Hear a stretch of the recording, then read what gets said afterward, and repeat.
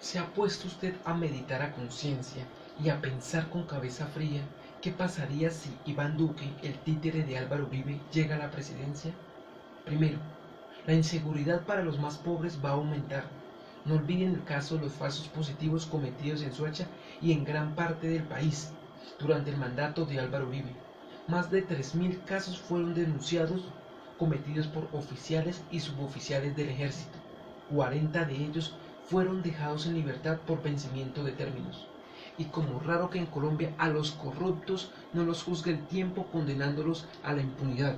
Y esto para nadie es un secreto. Infórmese en Wikipedia.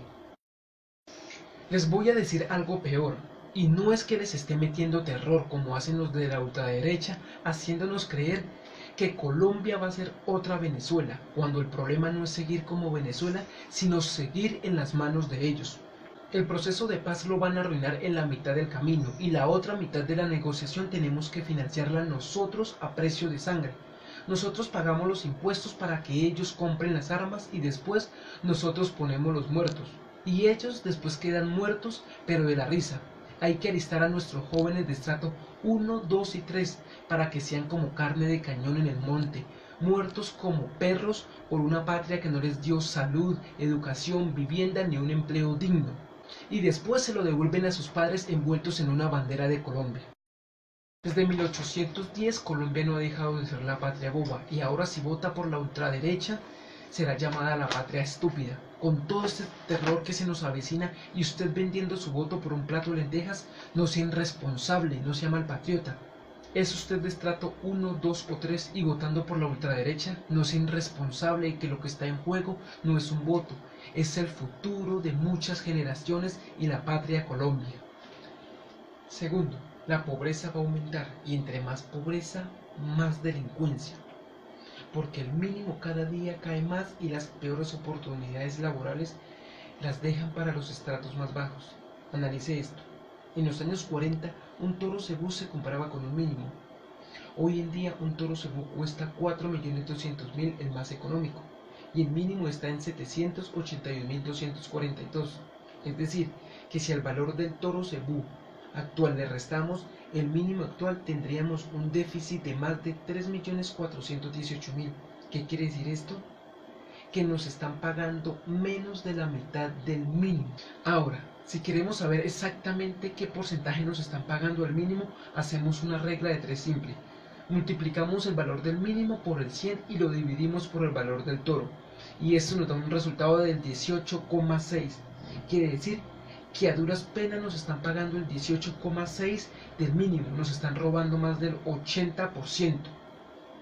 De los años 50 a esta parte, el mayor aumento del mínimo fue en el año 1956 por el decreto 2214, que fue por el 125%, pasó de 60 pesos a 135 pesos. La única manera es de aumentarle el 60% cada año durante el periodo de un mandatario, y así sería el país con el mejor salario mínimo de América Latina.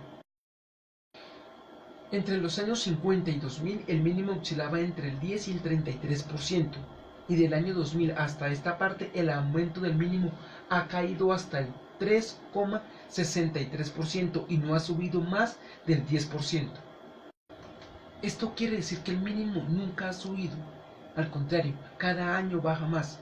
Colombia es el tercer país de América Latina con el salario más ruin, con el salario más bajo, y eso que estamos gobernados por la ultraderecha. La mejor manera de salir de la pobreza en Colombia es no trabajándole a nadie, dicho por uno de los más ricos del mundo, es trabajar independiente. Pero esto en Colombia es casi que imposible, porque los bancos le cierran las puertas a los estratos bajos. Tercero, no va a haber educación en Colombia. La educación es un derecho fundamental como la salud.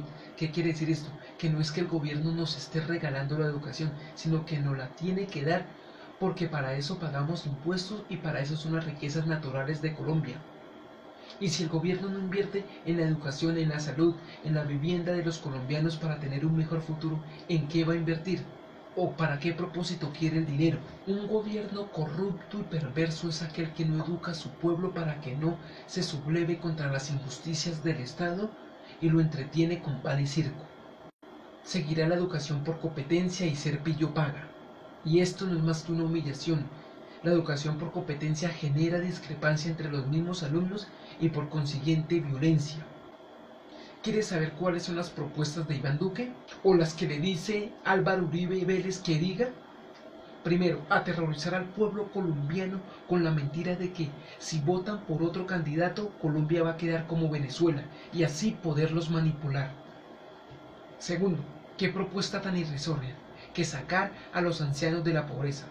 No he oído brutalidad más grande en todo el mundo que la dicha por Iván Duque, que con 200.000 pesos mensuales pretende sacar a los ancianos de la extremada pobreza.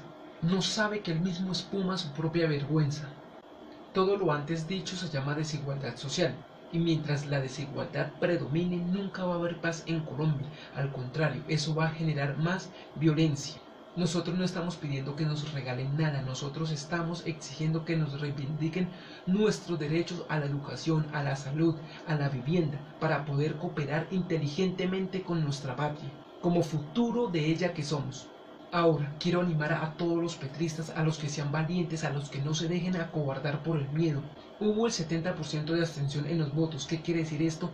Que solamente el 30% de los colombianos votaron, el resto no ha votado. Tenemos todas esas personas para trabajarles, para convencerles, para que tomen conciencia por quién van a votar.